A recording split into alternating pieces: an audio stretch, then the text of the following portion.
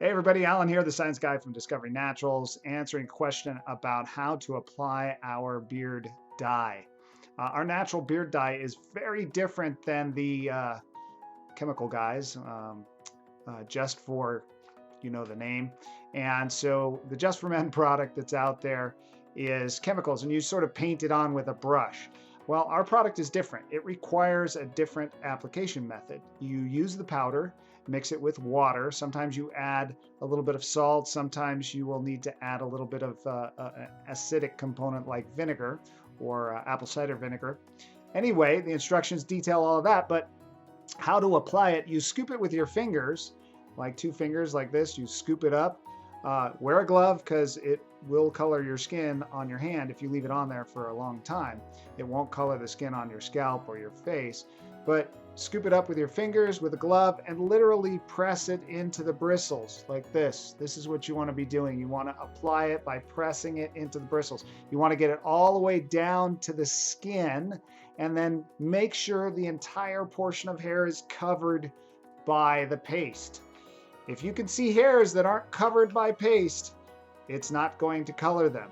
That's the difference between a chemical product that you can just paint on with a little brush and using a natural product. It does take longer. I personally leave it on when I do color, which I haven't yet, but I will be soon.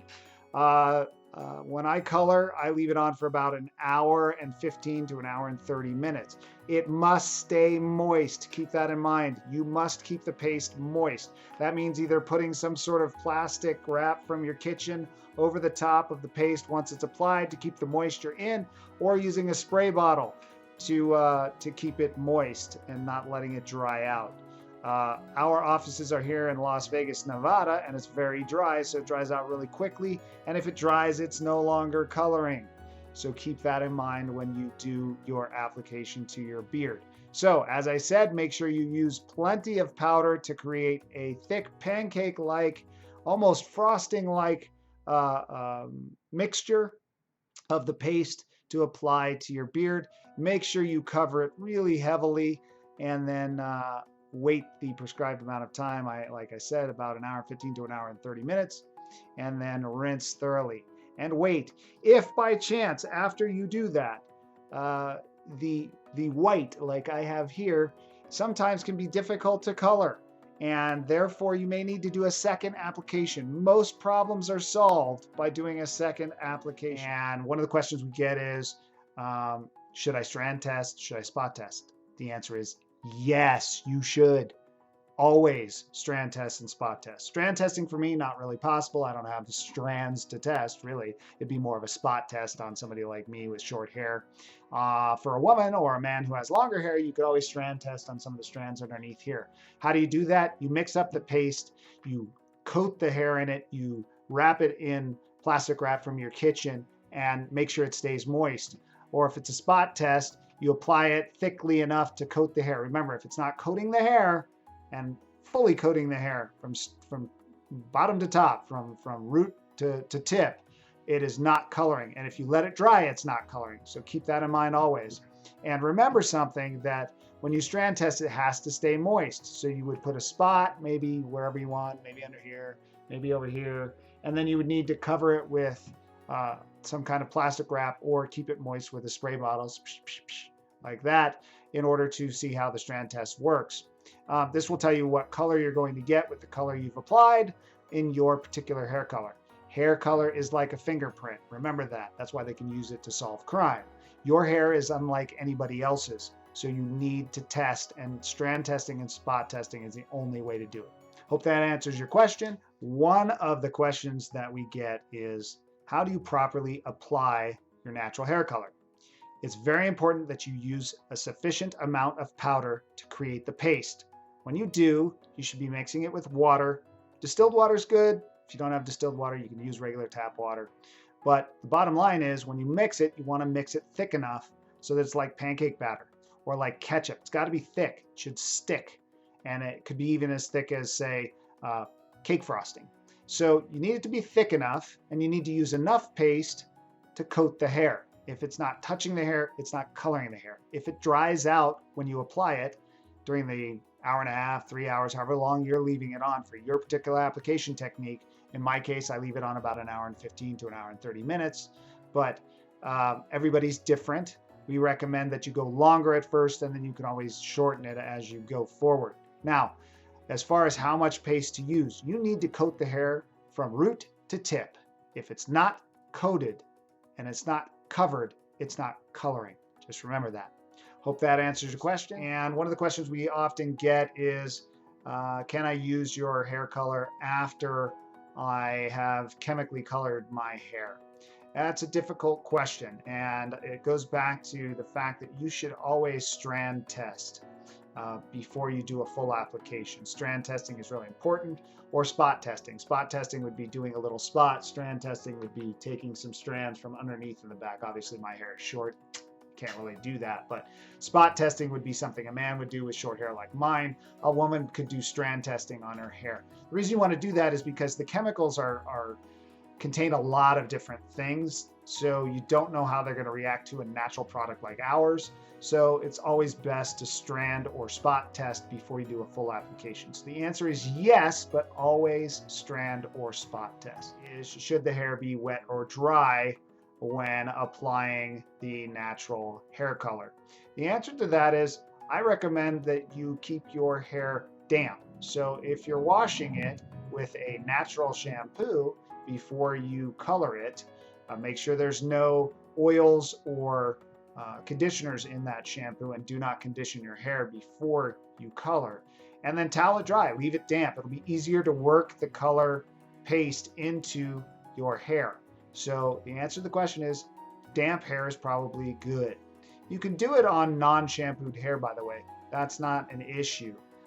But if you want to shampoo it, just make sure it doesn't have any oils, because that would prevent the penetration of the natural hair color into the hair. So that's it. That's the answer to the question. Thanks. See you next time.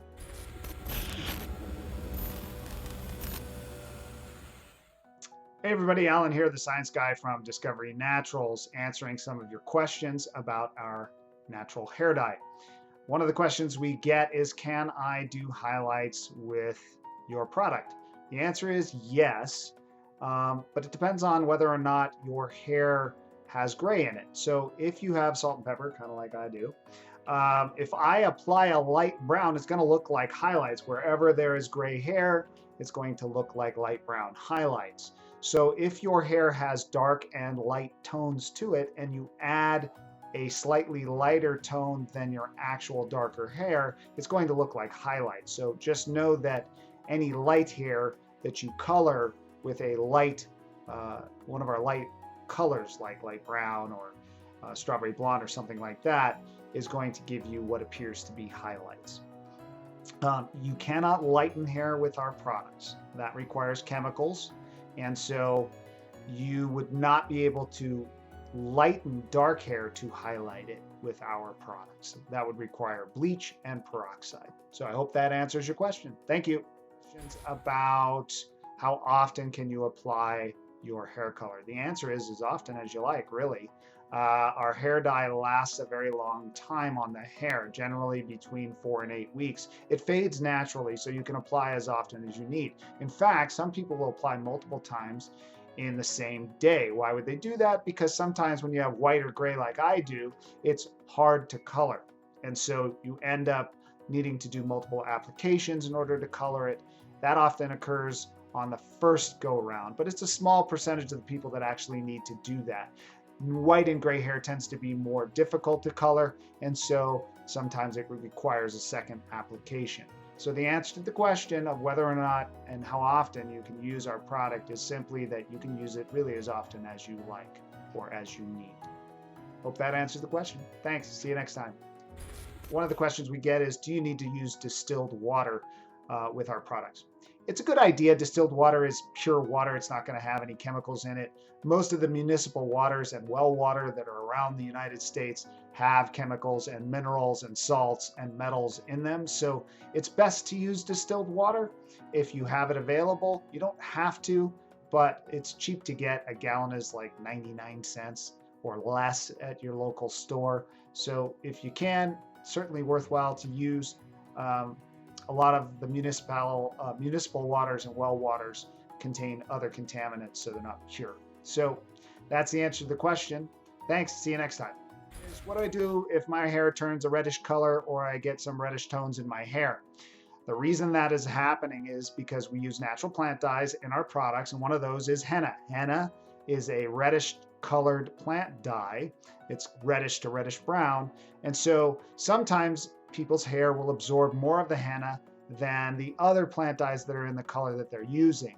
In that case, you need to increase the amount of the effectiveness of the other plant dyes in the product. So how do you do that? One of the ways is by adding a teaspoon of salt to the entire bag of hair color. This is going to make it turn a darker color. It's going to enhance the effect of what usually is the indigo, which is the other plant-based dye in our natural hair colors. So the solution is normally reapply with the additional salt added to it. And certainly if you happen to be using or did use in the first application an acidic component, which increases the red. Again, this is all detailed in our instruction sheet. If you used an acidic component, do not use it in the reapplication process. You won't need it. The acidic component, like vinegar or apple cider vinegar or lemon juice, increases the redness of all of the colors. So if you want to increase redness, you add acidic components to the mixture. So you mix it with water, you add the vinegar, lemon juice, or apple cider vinegar. That will enhance the red tones of the colors that we have, our natural hair colors. If you want to enhance the darker, browner, or black components, you want to add the salt component, the table salt component. I hope that answers your question. If you have further questions, you can always call us 702-967-0755 or email us at help@discoverynaturals.com. Thanks. We'll see you next time. One of the questions we get is, what do I do if my hair turns green? Well, actually, what's happening when your hair turns green is that you're not using enough powder, meaning you're not using enough paste, which means you're getting what we call partial coloring, not full coloring. The solution is usually really simple. Second application with the right amount of powder, creating the right amount of paste and applying that right amount of paste to your hair and or beard and mustache. So what you need to do is make sure that you're using enough powder to create a thick enough paste and then applying enough of that paste to cover the hairs completely. If the paste is not touching your hairs, then it is not coloring. The other thing is, if you let the paste dry, it is no longer coloring. Any of those mistakes can result in your hair not coloring fully and giving you what it will look like a green tinge. So what you need to do is make sure that you use enough paste to create a pancake batter-like thickness, even like a frosting-like thickness, so that the paste is thick enough, meaning you've used enough powder, and then you apply it and press it into the bristles of the beard or mustache and get it down to the root and get it all the way covering the hair and smooth it over the top. Same thing in the hair. You need to get it down to the root and then covering the hair completely. Do not skimp on the amount of powder you use to make your paste, and do not skimp on the amount of paste you use to color your hair. So that's the key. Those are the things you need to do, and reapply if you get a green tinge, and it should resolve the problem for you. As always, if you have any other questions or need urgent questions answered, you can always contact us. Hey everybody, this is Alan here, the science guy from Discovery Naturals, answering your questions about our natural hair color and beard and mustache colors. And one of the questions we get is, what do I do if my hair turns a purplish color? This tends to happen with our darker toned colors, like our darkest brown or dark brown and black colors. And so the reason for that is that the hair is absorbing more of the indigo than the henna component. Those are the two plant dyes that make up most of our darker colors. And when you absorb more of the indigo, it's going to give it more of a purplish tone. So what do you do about it? Well, reapply. Adding vinegar, lemon juice, or apple cider vinegar to enhance the redder tones to tone down that purplish color. Normally, a reapplication would be necessary to do that, because if you've got the purplish tones, you're going to want to reapply. The other step you can take after you've tried that, if that doesn't work, it means your hair is really stubbornly taking more of the indigo color, which is a bluish black color, and creating that purplish tone. you need to do a two-step process, which means that you need to apply pure henna powder first, then apply the black natural hair color afterward. Those are the things that you would do to solve the problem. So that's how you solve the problem of your hair turning a slight purplish tint. Thanks, everybody. As always, if you have questions, give us a call, 702-967-0755, or email us at help@discoverynaturals.com. Thanks. We'll talk to you next time. We often get questions about, should I add salt? Should I add vinegar? Should I add lemon juice? Should I add apple cider vinegar? Should I add black tea? Etc. So let's take them one by one. Should I add salt to my mixture? Salt is going to enhance the darker tones, enhancing the indigo plant dye in the product. So the indigo plant dye is enhanced, making the color darker shade than it would normally be. And so some people might want to do that. If you know your hair tends to absorb reddish tones, you might want to add the teaspoon of salt to the entire package, the 100-gram package of our natural hair color. Now, another question.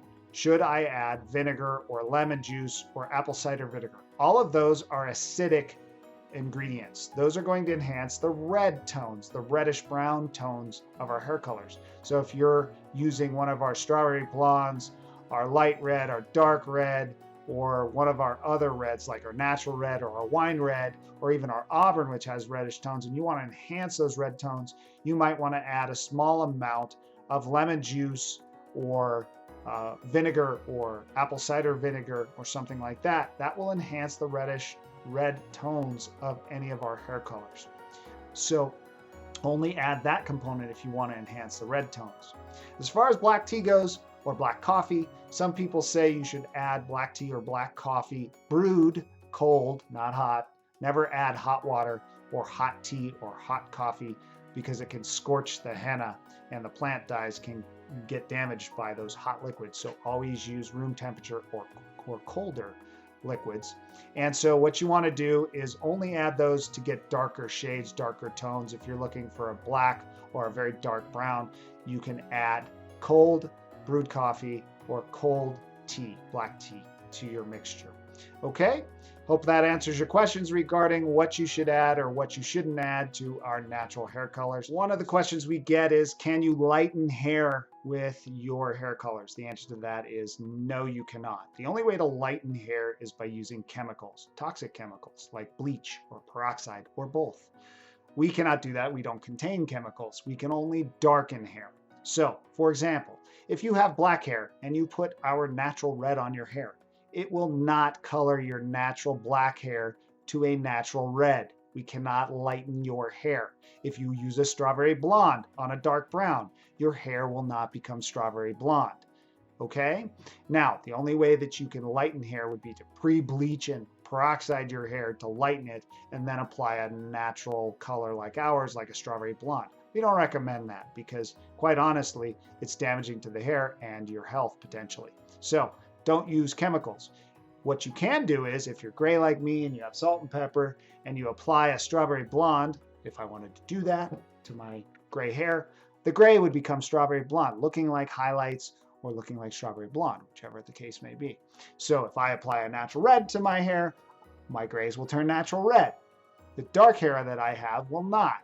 Now, if you apply a natural red or a wine red to black, you'll probably get a reddish hue, especially in the sun, to your black hair. Some people like that. It's quite nice. Now, if you apply our colors to your hair, it's going to make your hair shiny and healthy and look thicker. That's for sure.